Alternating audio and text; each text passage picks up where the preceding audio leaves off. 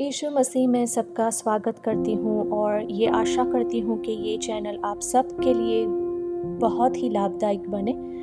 चलिए शुरुआत करते हैं प्रार्थना से।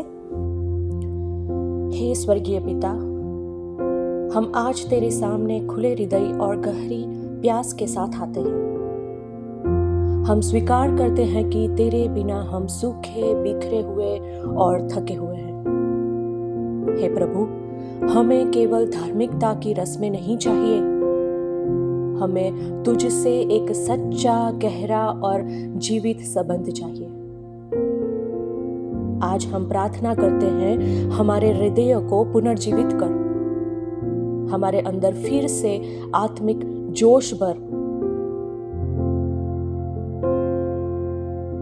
हमारे आत्मा को जगा, तेरा वचन हम में जीवित हो जाए। हे पवित्र आत्मा, हम पर फूंक मार और हमें पिता के साथ गहरे संबंध की ओर ले चल। आज हमारे हृदयों में अपनी इच्छा पूरी कर। प्रभु यीशु के प्रेमी नाम में प्रार्थना करते हैं हम, आमीन। आज का हमारा टॉपिक है गहराई से चलने की प्रार्थना, यानी प्रभु यीशु के साथ हमारे हृदयों को कैसे पुनर्जीवित करें। हर सच्चे विश्वासी के अंदर एक पुकार होती है, यह न तो दौलत की, न प्रसिद्धि की और न ही ज्ञान की।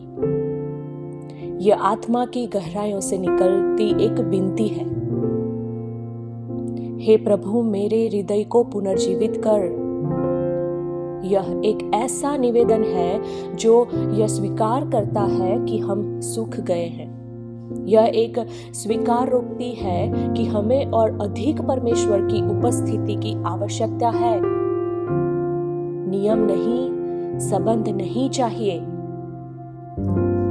भजन संहिता 85 और 6 कहती है, क्या तू हमें फिर से जीवन न देगा कि तेरे लोग तुझ में आनंद करें। आज यह संदेश उन सब के लिए है जो थके हुए हैं, जो आत्मिक रूप से कमजोर हैं, और उन सभी के लिए जो परमेश्वर से और गहराई से चलना चाहते हैं। पुनर्जीवन एक प्रार्थना से शुरू होता है। हम पुनर्जीवन के लिए प्रार्थना तब तक नहीं कर सकते जब तक हम यह न समझ ले कि हमें इसकी जरूरत है। यह केवल पापियों या पीछे हटे लोगों के लिए नहीं है। यहाँ तक कि विश्वास योग्य विश्वासी भी सूखेपन का अनुभव कर सकते हैं। अब देखें उसके लक्षण क्या है। आराधना सिर्फ एक आदत बन गई है। प्रार्थना एक बोझ जैसी लगती है। परमेश्वर का वचन पढ़ना सिर्फ रूटीन बन गया है। आत्मा में न उत्साह है न आग। दाऊद ने क्या कहा है भजन संहिता 91:10 में, हे परमेश्वर, मेरे भीतर शुद्ध हृदय उत्पन्न कर और मेरे अंदर स्थिर आत्मा को नया कर। यदि दाऊद को पुनर्जीवन की आवश्यकता थी तो हमें क्यों नहीं। पुनर्जीवन का पहला कदम है नम्रता और सच्चाई। 2 इतिहास 7 और 14 में लिखा है, यदि मेरी प्रजा जो मेरे नाम से कहलाती है दिन होकर प्रार्थना करे। हम यह स्वीकार करना होगा, प्रभु मैं थक गया हूं, मेरी आत्मा सूक्ष्म हो गई है, मुझे तेरी आवश्यकता है।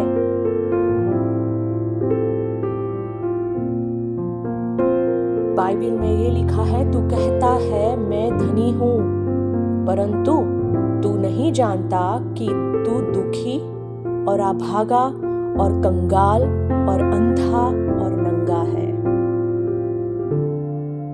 परमेश्वर परिपूर्ण हृदय नहीं मांगता, वह टूटा और सच्चा हृदय चाहता है। जब परमेश्वर हमारे हृदय को पुनर्जीवित करता है तो बहुत कुछ बदल जाता है। जैसे लूक 24:32 में 2 शिष्यों ने यीशु के मिलने के बाद कहा, याद है सबको क्या कहा था? क्या जब वह मार्ग में हमसे बात करता था और हमारे लिए पवित्र शास्त्र खोलता था, तब हमारा हृदय हमारे भीतर जलता न था? यही पुनर्जीवित है, हृदय में जलन, आत्मा में नई आग। और पुनर्जीवित हृदय के फल क्या होंगे? वचन जीवित हो उठना, प्रार्थना जीवन देखा बन जाती है, आराधना स्वर्गीय उपस्थिति बन जाती है और चलन नियमों पर नहीं, आत्मा की अगुवाई पर होता है। पुनर्जीवन एक घटना नहीं है, एक दैनिक अभ्यास है। और इस अग्नि को हम कैसे बनाए रखें?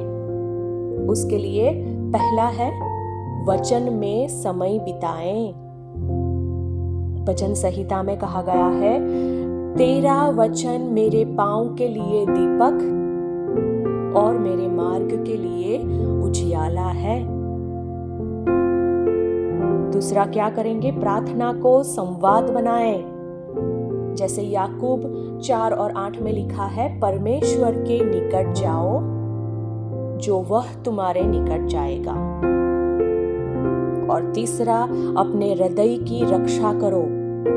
कैसे? नीति वचन 4:23 में क्या लिखा गया है? सब बातों से अधिक अपने मन की रक्षा कर, क्योंकि जीवन का मूल स्रोत वही है। और चौथा, आत्मिक अग्नि रखने वालों के संग रहो, जिनसे आपकी आत्मा में आग लगती है, उनके साथ समय बिताएं, न कि जो आपकी आत्मिक भूख को बुझा देती है। अब इस पल को प्रार्थना में बदले। चलिए पुनर्जीवित के लिए व्यक्तिगत प्रार्थना करें। आप हर रोज ये प्रार्थना कर सकते हैं, हे प्रभु, मेरे हृदय को पुनर्जीवित कर, मेरे अंदर की राख में से फिर से अग्नि जगा, मुझे क्षमा कर कि मैं ठंडा हो गया, मेरी आत्मा में फिर से ज्वाला भर, मैं तुझसे और गहराई से चलना चाहता हूं, मुझे तू चाहिए और कुछ नहीं।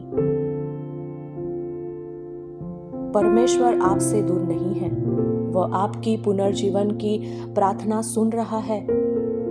जैसे यशाया 42:3 में कहा गया है, टूटी हुई नरकट को वह न तोड़ेगा और न टिमटिमाती बाती को बुझाएगा। अगर आपके अंदर बस एक चिंगारी ही बची है, परमेश्वर उसे भी ज्वाला में बदल सकता है। चलिए प्रार्थना में अपने सिर को झुकाते हैं। हे यीशु प्रभु, धन्यवाद कि तूने आज हमसे बात की।